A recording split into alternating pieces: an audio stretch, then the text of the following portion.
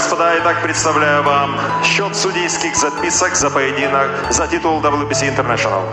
Судья Сигов 118-110, судья Лехтозари 117-111, судья Тазна 119-110. Победу единогласным решением судей одерживает и остается чемпионом WBC International Мухаммад